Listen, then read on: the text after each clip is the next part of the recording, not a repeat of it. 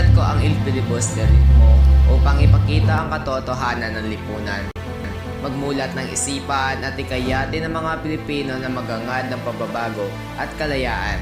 Nais kong ipabatid ang mas madilim na karanasan ng mga Pilipino sa patuloy na pang-aapi ng mga Kastila. Ito'y tungkol sa madilim, galit at panawagan sa pagbabago kung saan ang hangarin ng makalaya mula sa pamumuno ng mga Kastila.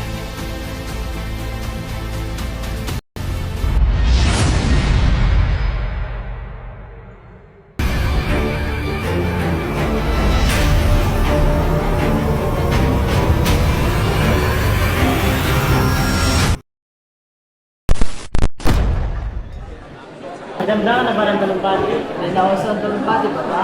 Dahil na isa ito. Buenas noches, Don Pilais. Binabati kita sa matagumpay na kasal ng iyong anak.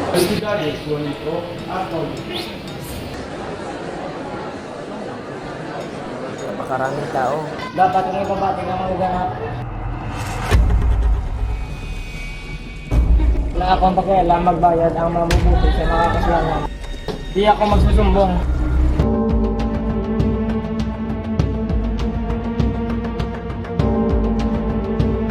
Hindi tama to. Dapat yung sabihan. Asan ang iyong imitasyon? Wala ako nun. Papusukin niyo ako. Pag di ka patumigan, tatawag ako ng 2 veterano.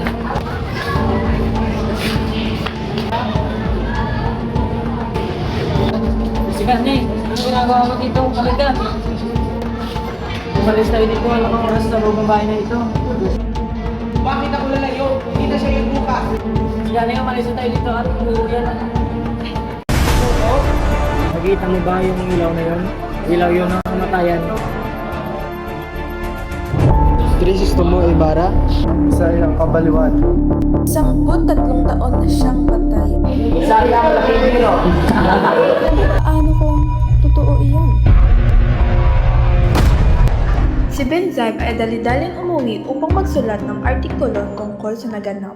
Pinalabas niyang bayani si Kapitan General at mga paring naroon. Si Padre Irene ay tumalilis sa ilalim ng mesa bilang isang akto ng katapangan. Sa kabilang banda, si Padre Salvi naman ay nahimatay dahil sa labis na kalungkutan sa kadahilanan hindi tinanggap ng mga Pilipino ang kanyang pangangaral at pinuri ang katalinuhan ni Don Custodio at iba pang panauhin na isang matatag at matapang na bayani.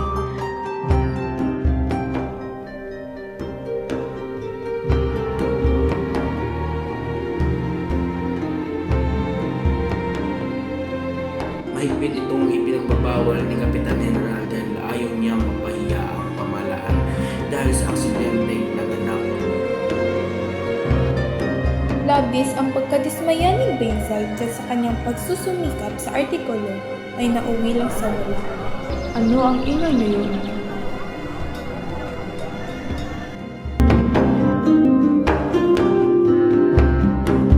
Alam mo bang may nangyaring nakawan sa bahay paningaman ng mga pari-papato?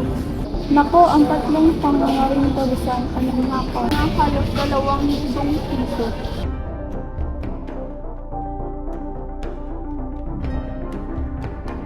Pwede ko itong gamitin upang palakingin ang pera.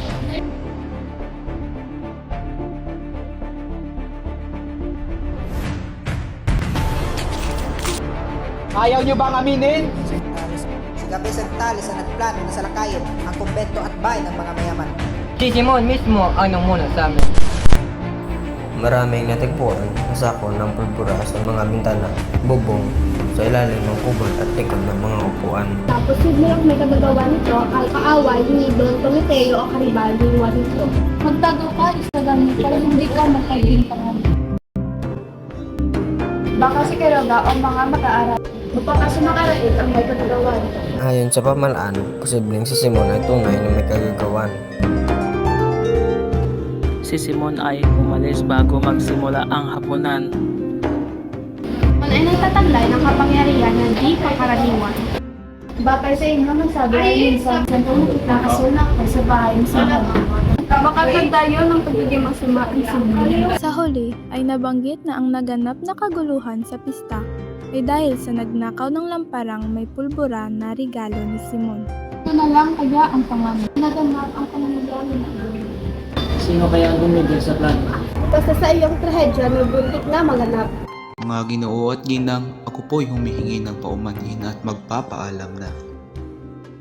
Mag-ingat ka sa pararaanan mo, isagani.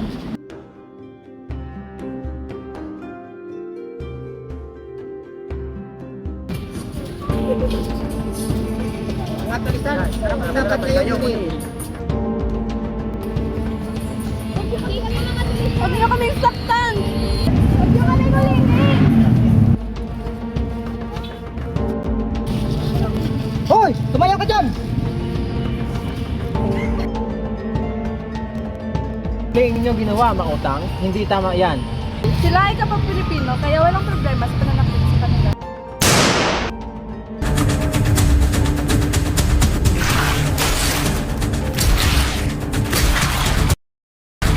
Lahat ng mga kapag walang makagustang.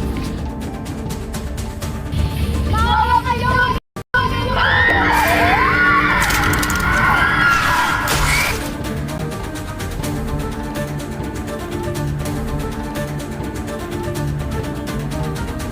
Barilin mo yan, barilin mo.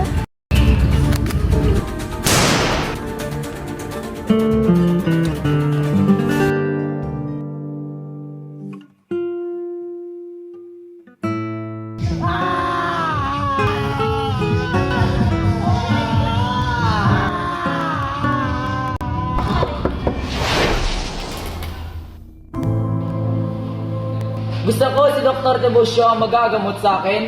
Paano nagbago ang buhay ni Simon at bakit dito siya nagtago na kahit noon ay mababa ang tingin niya sa akin?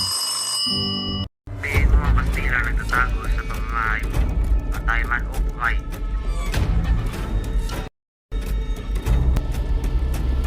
Ano yung ino mo, Simon? Ako ay si Cristo Mohaibara at bumalik sa Pilipinas matapos ang 13 taon.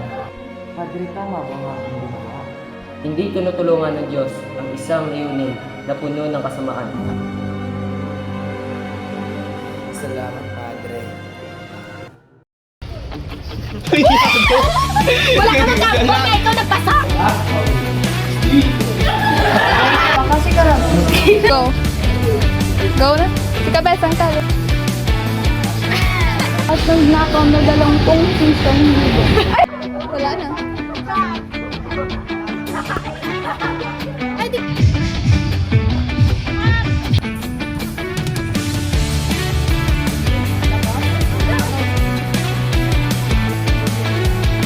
Dapat ka talaga.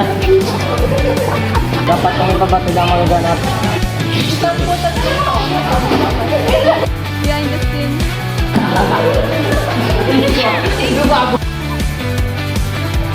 Ikaw. Precious as tumakay.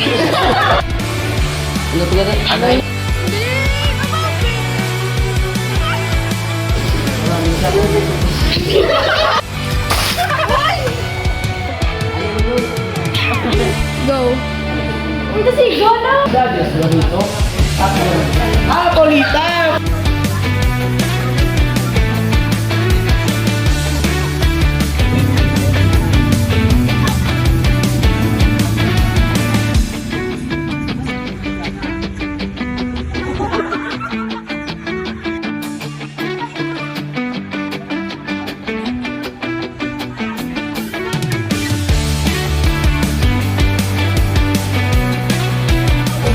Ang ba mo, ma'am? Ang inuli ka?